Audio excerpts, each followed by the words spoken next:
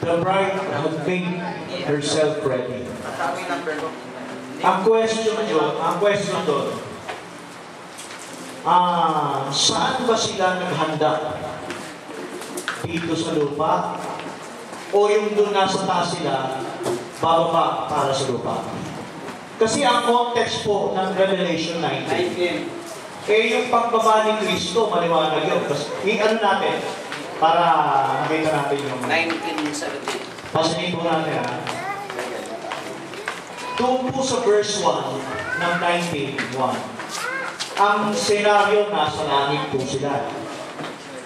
Tingnan mo natin.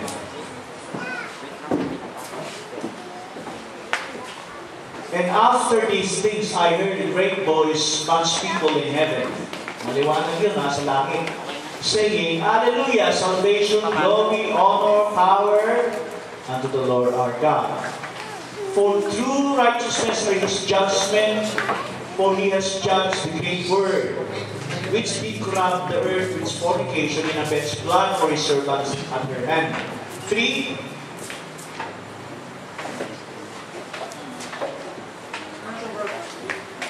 Verse 3. Verse 3. Verse 3. Rapturan ay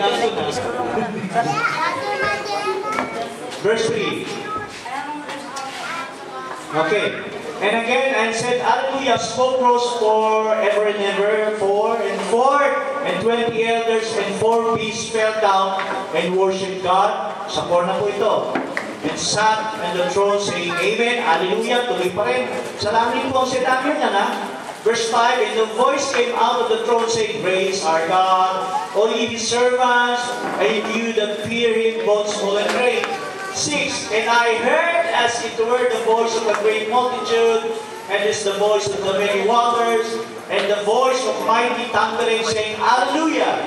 Parehas, di ba? For the Lord God omnipotent reigneth. Now, ito, verse 7.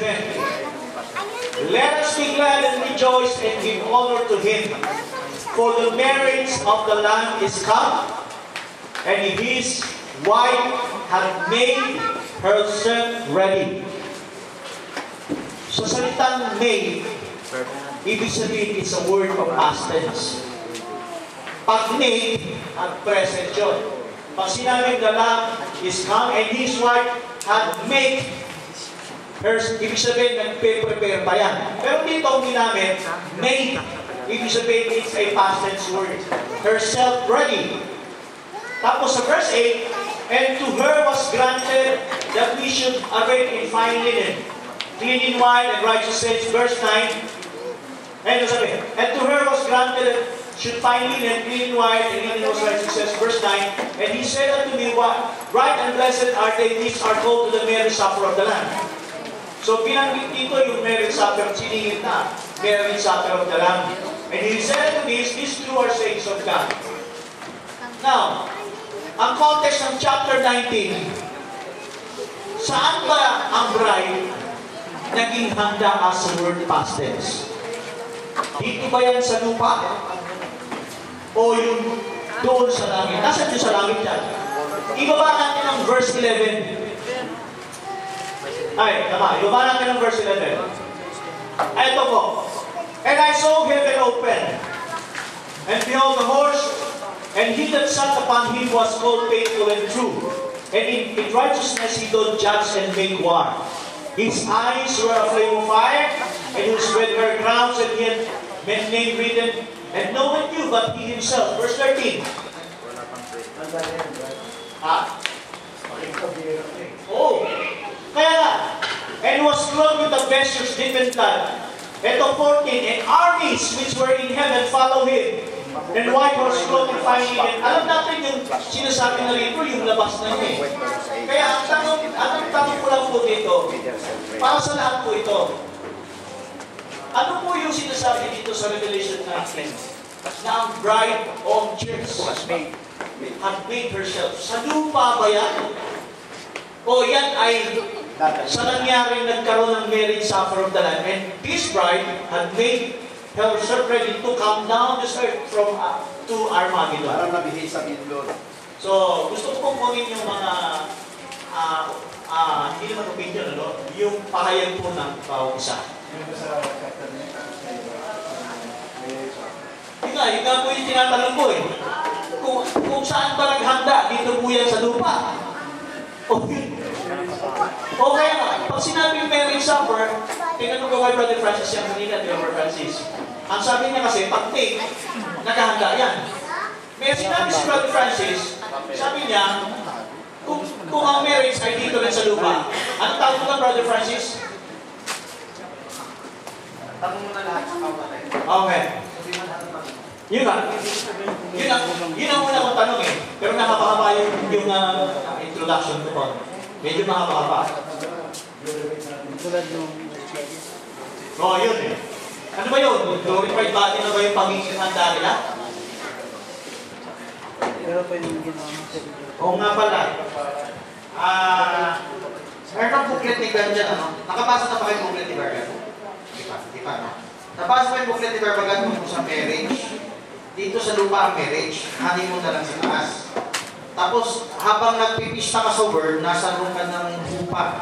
Yung hupa is parang kasal ng Hudyo noon eh. Sabi niya yung kasal na alam natin, Western, pero sa Middle Eastern daw, meron daw yung pinapatunayan yung babae virgin niya. Tapos, yan ay hupa. Chupa. Yung lugar na, ano yan, parang sa church yun. Hindi ko siya dinadown na, pero meron ibang paliwanag dyan eh. Ang unawa ko, kasal tayo ngayon in the spirit. Pero yung katawan natin hindi pa glorified. Hindi pa tapos ang proseso ng kasal. Yung spirit, nung tumanggap ka, naging burial for the rest of your life, yung word mo araw-araw nire-renew. Yung kasal naman sa word, merong kasal sa spirit, instant natanggap yan. Yung kasal sa word, yan yung araw-araw, you're growing in the light of His Word. Yan yung type na si Esther, naghahanda, purification. Walang taong perfect agad. So meron yung word na unti-unti binibigay para tayo mahubog. Ito naman kasal din ito. Ang tawag dito sa kasal na to is engagement. Yan ay kasal sa word. Di ba si Maria Jose kasal? Pero hindi pa sila nagsasama. Anong klaseng kasal yan? Kasal sa word, sa betroth. Pag sinabing betroth, kasal sa word, ito pala ang word natin sa Tagalog ng nobya. Ang nobyo ngayon, short time.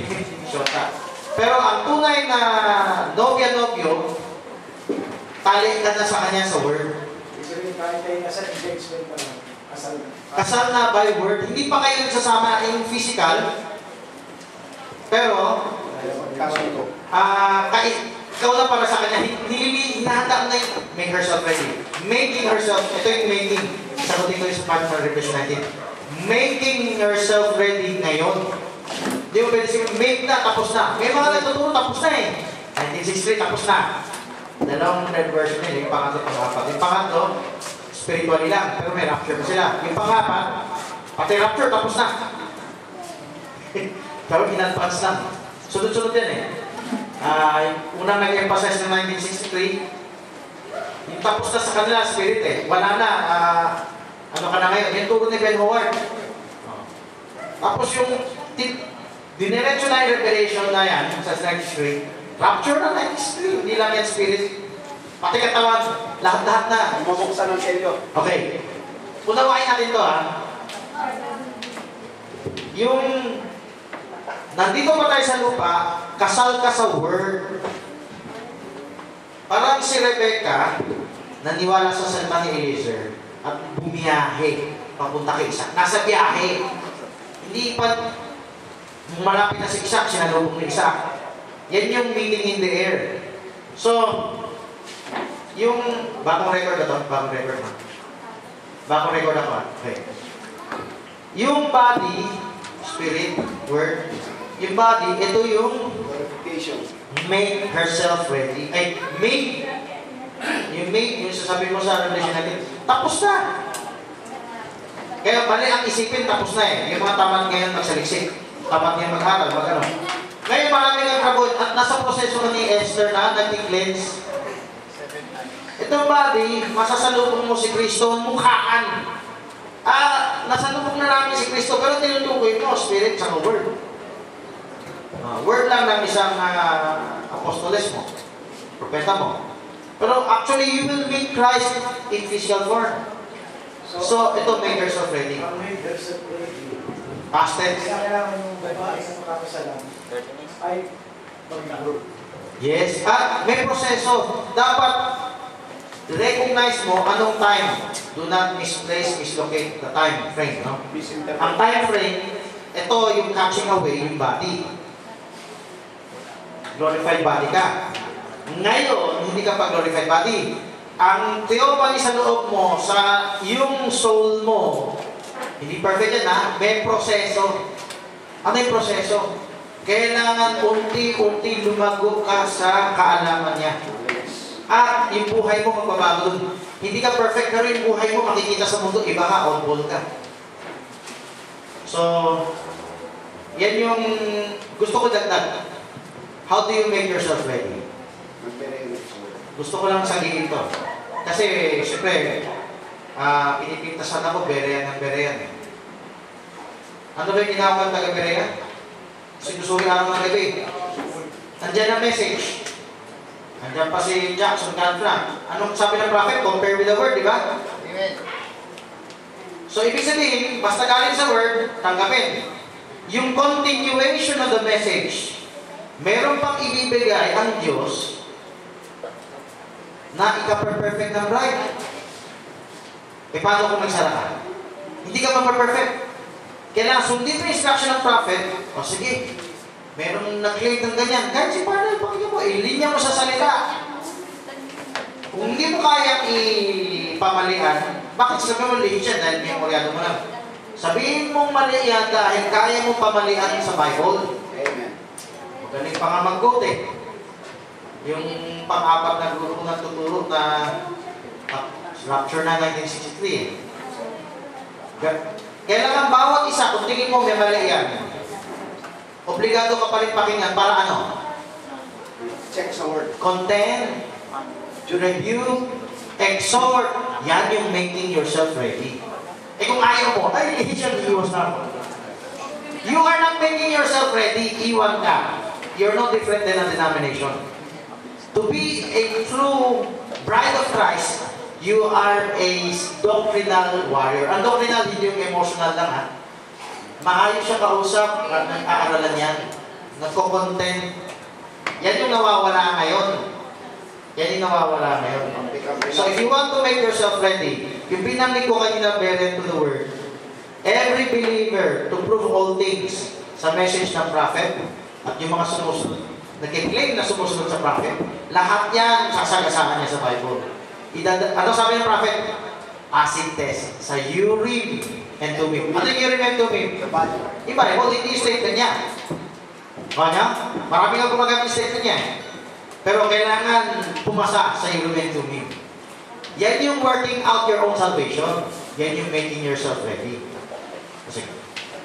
Sa marriage supper of the Lamb ito. Nakalagay sa 2 Corinthians 5:10. Paki-plus natin. Ito, nagiging tanong ko rin to, pero meron din akong ano na sagot. Pero gusto ko rin marinig sa inyo. Hindi na right sa gusto rin ta. Naman tayo dito. Pwede sumagot sa iba. For we must all appear before the judgment seat of Christ. Yan, konektado sa Revelation 19 yan. Yung judgment, diba? So yung judgment seat of Christ, hindi ito yung sa dulo ng kilid nyo. Sa believers to eh. Ngayon, haharap ang believers,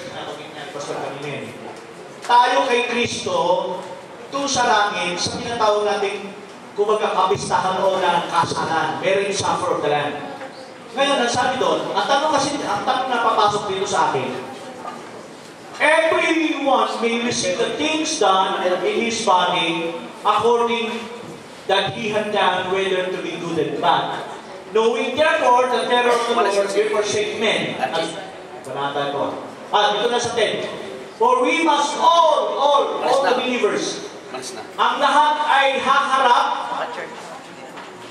sa hukuman ni Kristo at ang bawat isa ay tatanggap ng pagsusulit kung anong ginawa niya sa kanyang katawan, whether in the body, kung sa katawan, sa masama o mabuti. Yun po yung ano dyan. Ngayon, ito po bang judgment seat of Christ? Sa langit ba, paano tayo mag-rapture? Kung pag-rapture, nasa harap tayo. Doon ba tayo magsusulit ng tama o mali? O, dito tayo sa lupa, nagsusulit ng tama o mali?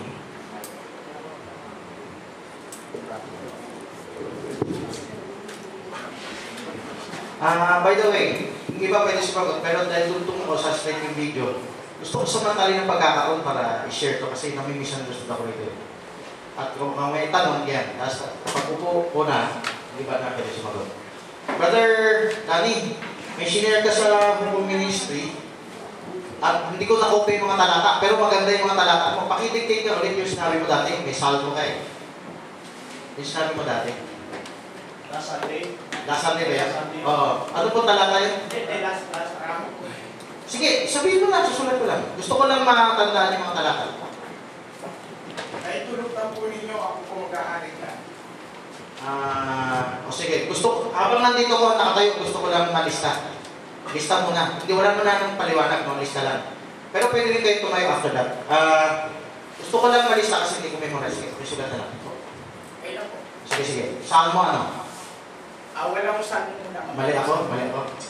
Kasi itong tinatawag na Hukong Ministry, yung ikalawang Korinto 5:10, ito pong pag-uhukom ni Kristo. Ang huhukuman po dyan, yung gawa ng ating katawan. Ang kausap po dyan, mga kapatid sa loob ng iglesia. Ngayon, madaganap po ito hindi sa langit. Hindi po sa langit. Ang pag-uhukom ni Kristo, dito yan sa lupa. Dahil ang iglesia ay nasa lupa. Ngayon, meron na yan. Ganito po, Pastor. Mamaya po pakakapaliwanag kayo. Ay, gano'n pa. Gusto ko lang kainin yung oras ko na magamit pa yung talata na binigay nyo. Ano po yung talatang ginamit nyo nung last other Sunday? Saan mo ano ba? Merong... Yung iba nag-take notes, ano po? Hindi kayo take notes eh. Ano ba? Hinihingi ko na. Saan mo. Lahat na maalala mo. Saan mo? Kung ano yung saan mo, doon na sa bago, sa Sige, ano ba yung mga talata? meron pahayag sa aklat ng Roma. Roma? Alam ko na.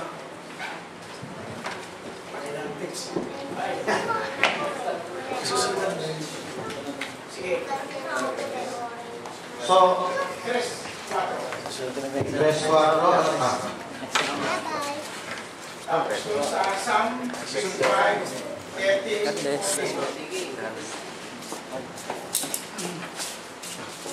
Okay, wala na.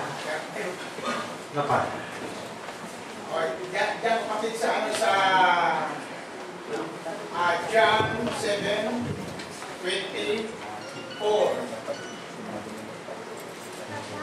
Pakikopya nga, brothers, sisters, pakipost nito. Mga talata na hindi ko alam, baka dagdag. Meron pa lang kapatid. Doon sa Unang Timoteo. Unang Timoteo. Yan sa 2:15. 2:15. May judge din doon, ano? Gusto ko lang ito ng talata para gawa tayo ng base text. Romans 14:10. Romans 14:10? Oo nga, no? Meron pa yan sa Pero meron kasi dito, pakinggan nyo, huwag nyo kunin yung talata na huwag kayong humatol. Kasi ang paksa natin, yung judgment in the house of God. Meron kapatid. Kasi baka may talata, huwag kayong humatol eh. Hindi yan kasali. Corinthians 3:15. 3:15. 1 Corinthians 3:15. 1 Corinthians 3:11 hanggang 15. 3:11 hanggang 15. Okay. Ayun sa Unang Korinto rin. Unang Korinto 5, 5, Yung ano, yung Yung sa magkasala dun sa madrasta. Ayan. Just din yan. Yung 1 Corinthians 5. Oo, meron. Oo. Nag-judge na ako. 14 pence. Kung ano malala niyo? By the way, Roma 8:1. 8, there is therefore no condemnation to them that are in Christ Jesus. Kasi Tagalog. Hindi, huwag natin, sige, sana natin isama yung hindi related. Sige, lagay ko lang dito. Hindi, may naman yan eh. Saka yung aklat ng Santiago. Santiago. 4:12. Kopyahin nyo ha, hindi ko pinasulat dito para ano lang, manood lang kayo. 4:12. Lahat ng kapatiran, yung mga anak nyo, pakopya nyo. Matthew. Kahit si Joshua, makasulat. Si Joshua na makasulat. Yung mga naiwan dito, no? Gerald, makasulat. Matthew 7:1-5. Sa Matthew 7, huwag kang matol yata eh. Kailangan ibukod natin yung huwag kumatol at kailangan mong matol. Kasi meron naman yan eh. Sige. Ikakahon mo yung alam kong huwag kumatol. Kasi gagamitin din yan kung may kukontra sa hukom. Yung John 14:10, huwag din kumatol, di ba? Ano yan? Bukos kumatol. Okay, quote nga, John 14:10. John 7:24. John 14:10. Romans 7. Romans ba to? 14:10. Sorry, Romans 14:10 nga to. Itong Romans 14:10, ito yung pagkain sa araw eh. Huwag kayo hatulan sinuman, di ba? So, ikakahon ko to. I-separate yung hatol na hindi related sa hukum ministry. Okay. Romans 14:10. Itong John 7:24, ano sabi niya? Pakicheck nga, lahat tayo involved. Pakibuklat ng Bible, Brother Gerald. Ano sabi sa John 7:24? Hati-hati tayo, no? Sayang, gusto ko sana ilatag yung kumusta. Kaya mo na sa future. Asa natin, ha? Huwag kayo magsihatol. Upahin niyo pa rin to, kasi gagamitin ito sabihin, bawal tayo kumatol. Saan nyo? Judge lang according to appearance of... Ay, maganda yan. Check yan, check. Pwede mag-judge. Kasi meron sabi, bawal ka mag-judge. Yun ang tinagamit. Kunin natin ang balance. No? Pwede ka mag-judge. At importante, righteous judgment. Natutuloy ako. Si Kristo lang ang mahapon. Yung Romans 8:1, there is therefore now no condemnation to them that are in Christ Jesus. Neutral yan. Neutral. Kakahon ko. Yung Romans 3:14, ano sabi niya? 1 Corinthians 6:2. 6:2. Sabi niya? Here is the God's angel. Ano yan? Ay, tama! Yun yung pinakatalaka. Pati, ikalawang Timothy yun, no? 1 Corinthians 6, pinakatalaka. 2 Timothy. 2 Timothy, 2:15. mali yung 1 Timothy. Tama yung 1 Timothy tungkol kay Greg. Yan. Tama yun. Rebuke and exhort, di ba? Yan ang pinamahakot. Romans 3:14. Nakasulat dyan. Ano sa 3:14? Ano sabi? Birthday news. Pagulong pa. Hindi, hindi yan restricted. Ibig sabihin yung mga makasalanan, yung kapalitan. Yung ano, yung Salmo. Gusto ko marinig yan. Narinig ko yan ng preaching, kaya so hindi ko nasulat eh. Sige, ano sabi sa Salmo? Yung John 7, okay yan. Yung 1 Corinthians, pakibuklat, Brother Gerald.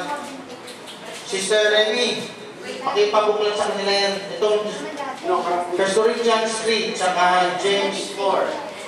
Pakibasa, Brother Gerald. Sige, Dennis, ay sa, atakan mo na, Salmo. Ano sabi?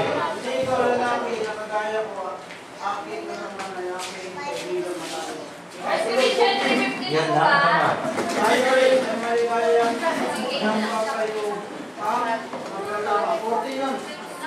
Napapayuhan magkasama.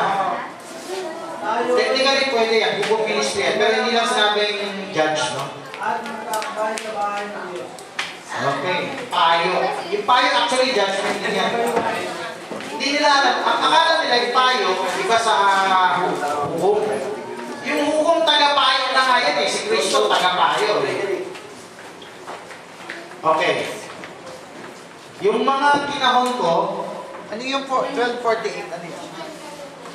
ito ang naalala ko sa present ni Pastor Danny. Ang salitang Ano yan? i-reject, tinanggihan mo, ay maghahatol sa iyo sa huling araw.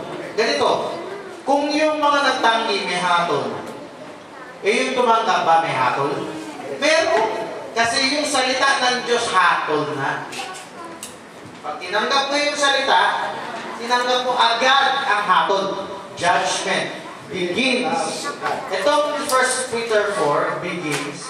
Yan yung makikita mo dito sa John 12:48. Ang ganda. Kaya ko, yan ang naalala ko eh. Nire-repeat ko eh. Ina-emphasize ko sa inyo, sana makuha nyo ha. Ibig sabihin, begin sa mga believers. Kung unawain nyo yung John 12:48, may nauunang magpahatol, may nahuhuli. Kawawa yung nahuhuli. Ang nahuhuli, yung una sa mga mananampalataya, paano pa kayo hindi mananampalataya? Yun ang kasunod. Iba pa yun. Tama. Lahat dadaan sa hatol. Whether mananampalataya, hindi. May pangawaling si Kristo. Everyone shall be salted with salt. Everyone shall be salted with fire. Walang lusot. So, maaga ka magpaapo eh. Para mauhaw ka, hanapin ng tubig. Mag-beriyan ka. Pero, gusto mo sa kanakaya ko. Hindi ka makakawala. Yan ang ibig sabihin. Nakakakuya tayo sa Espiritu. Para makakuha ka ng tubig. Pero pag hindi nagpapo sa Espiritu, makakuya ng literal na po. Ay, wala kang tubig makuha. Ay, mayaman. Alok Diba? Ay, mayaman. Yan yung Luke 16 ko eh. Pero ito. Itong 1 Peter 4, saka yung John 12:48, magandang susog kasi kung unawain mo mabuti, yung salitang nireject mo, yun ang hahatol sa'yo sa huling araw. Ibig sabihin, hindi mo pwede takasan. Kunwari, ayaw pakinig sa'yo. Alis na ako rito. Hindi mo pwede takasan. Patuloy yung message, no? Ang message ng prophet sa Diyos, ay, pwede kong hindi pakinggan. No! Pag galing sa Diyos, sisingilin ka. Yung paniningil, biblika. Sa akala mo, aral lang ng tao yan. Yes, sabi sa Bible, sisingilin, I will require you of him. Ganon din dyan. Ganon din ngayon.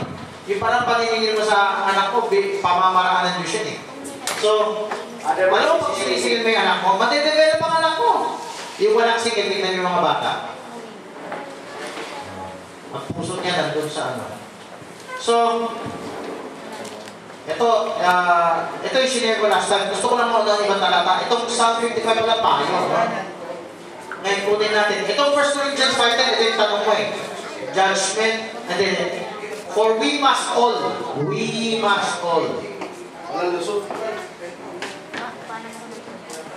Kung we must all, ibig sabihin, lahat dadaan sa paghahatol, sa paghuhukom.